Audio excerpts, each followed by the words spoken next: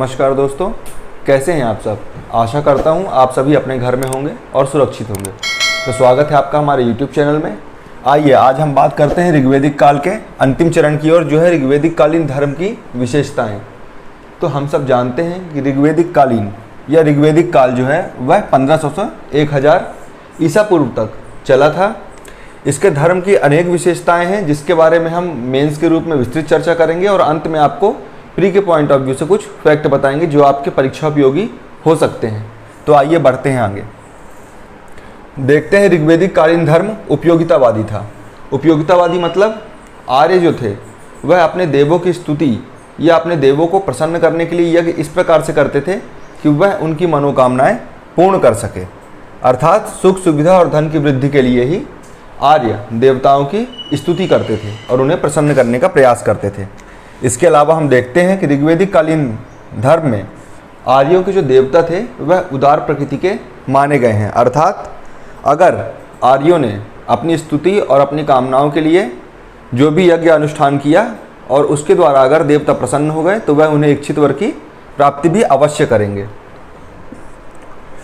सभी कुछ दे देते थे। इसके अलावा हम देखते हैं कि आर्य जो थे, आर्य बहुदेववाद से प्रेरित थे, अर्थात आर्यों के समय में और ऋग्वेदिक काल में बहुदेववाद की प्रथा प्रचलन में आ गई थी, एक या एक से अधिक देवताओं के लिए। अब हम देखते हैं ऋग्वेदिक कालीन धर्म में अब हम जानते हैं कि पितृसत्तात्मक समाज हो चुका है, तो निश्चित तौर से पुरुष देवताओं की प्रधानता होगी और महिला देवताओं की स्थिति थोड़ी सी कमी आएगी उसमें।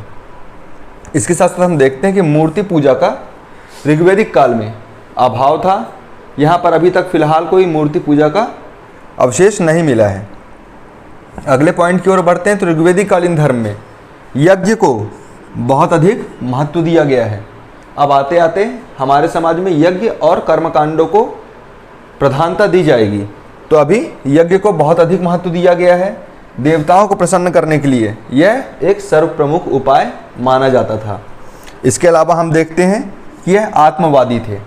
अब आत्मवादी क्या होता है, तो कहा जा सकता है कि आर्य जो थे वह आत्मा पे विश्वास करते थे।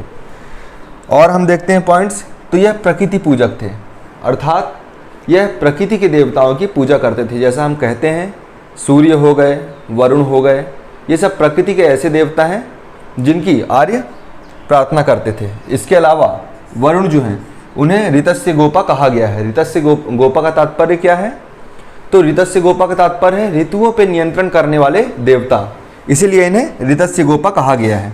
इसके अलावा हम देखते हैं कि तब तक में ऋग्वेद लिखा जा चुका था, इसी कारण इसे ऋग्वेदिक काल कहा जा सकता है। तो सोम जो है, सोम को पेय का देवता कहा जाता था, अर्थात पेय पदार्थ का देवता सोम को कहा जाता था। इसके अलावा ध्यान देने योग्य बात यह है कि ऋग्वेद के तीसरे मंडल में जो गायत्री मंत्र लिखा गया है, ऋग्वेद के तीसरे मंडल में, ऋग्वेद के तीसरे मंडल में गायत्री मंत्र जो लिखा गया है, इसके निर्माता कौन थे, इसके निर्माता थे विश्वामित्र जी। विश्वामित्र जी इसके निर्माता हैं। इसके अलावा हम अगला पॉइंट देखते हैं, तो आर्य जो थे वह पुनर्जन्म पर विश्वास करते थे, अर्थात वह पुनर्जन्म के लिए तैयार थे और वह अपने आप को मानते थे कि आदमी पुनर्जन्म में प्राप्त होता है। तो इसलिए इसी के कारण वह अपने देवताओं को प्रसन्न करते थे और यज्ञ और अनुष्ठान के द्वारा देवताओं को प्रसन्न कर इच्छित और मनचाहा वर की प्राप्ति करते थे। इसके अलावा हम देखते हैं द्यौस। द्यौस जो थे वह आकाश के देवता माने जाते हैं। इन्हें सर्वाधिक प्राचीन देवता भी कहा जा सकता है ऋग्वेदिक कालीन। इसके अलावा हम देखते हैं कि अग्नि, जैसे हम कहते हैं यज्ञ और हवन कुंड में आज भी अग्नि के समक्ष ही हम अपना अर्पण करते हैं, तो वह अग्नि जो था वो देवताओं और इंसानों के बीच की कड़ी था, अर्थात कहा जाए तो अग्निदेव जो थे वह मध्यस्थता की भूमिका निभाते थे। इसके अलावा हम देखते हैं कि इंद्र को संसार का स्वामी माना गया है। कहीं कहीं इसका उल्लेख पुरंदर के तौर पे भी होता है, मगर इन्हें यहाँ पर संसार का स्वामी माना गया है। विशेषतः वर्षा का प्रधान देवता, अर्थात इन्हीं के आदेश पर वर्षा होती थी। तो दोस्तों ऋग्वेदिक कालीन धर्म की विशेषता यहाँ पर हमने मेंस के पॉइंट ऑफ व्यू से तो पढ़ लिया, परंतु प्री के पॉइंट ऑफ व्यू से भी पढ़ना इंपॉर्टेंट है। तो अब हम कुछ इंपॉर्टेंट प्री के फैक्ट्स बताते हैं जो आपके लिए परीक्षा उपयोगी हो सकते हैं। सबसे पहला फैक्ट तो यही है, ऋग्वेद के कौन से मंडल में गायत्री मंत्र का उल्लेख है? तो तीसरा मंडल जो है, इसमें गायत्री मंत्र का उल्लेख है और इसके रचयिता जो थे वह विश्वामित्र जी थे। ये हमारा पॉइंट हो गया। आर्य जो थे बहुदेववादी थे, अर्थात एक से अधिक देवताओं को पूजा करते थे। अब यहाँ पर ऋग्वेदिक कालीन धर्म जो था वह कैसा था, इसका स्वरूप कैसा था? तो यह उपयोगितावादी धर्म था। इसके बाद हम देखते हैं कि पुरुष देवताओं की यहाँ पर प्रधानता देखी गई है। देखते हैं मूर्ति पूजा का अभाव था, अर्थात अगर कोई क्वेश्चन आए कि मूर्ति पूजा यहाँ पर चालू हुई या नहीं हुई, तो आप निश्चित तौर से कह सकते हैं कि मूर्ति पूजा का यहाँ पर कोई प्रमाण नहीं मिलता है, इसलिए हम कह सकते हैं कि मूर्ति पूजा का अभाव था। इसके अलावा हम देखते हैं कि यज्ञों का महत्व बढ़ गया था। ये भी प्री के पॉइंट ऑफ व्यू से इंपॉर्टेंट क्वेश्चन बन जाता है कि यज्ञों का महत्व कैसा था? तो यज्ञों का महत्व बढ़ गया था। आर्य जो थे वह आत्मवादी थे, अर्थात आत्मा में विश्वास करते थे। क्वेश्चन आता है जैसे कि आर्य इनमें से क्या थे? आत्मवादी, अनात्मवादी, दोनों, या इनमें से कोई नहीं? तो आपको याद रखना है कि आर्य आत्मवादी थे। साथ ही आर्य प्रकृति की पूजा भी करते थे, अर्थात प्रकृति पूजक थे। ये पुनर्जन्म की थ्योरी पर विश्वास करते थे कि पुनर्जन्म होता है, इसीलिए अपने आचरण और नैतिक शुद्धता पर विशेष ध्यान देते थे। अच्छा कर्म करने पर ही अगले जन्म में और अच्छा परिणाम देखने को मिलेगा, इसीलिए नैतिकता पर आधारित है ये समाज।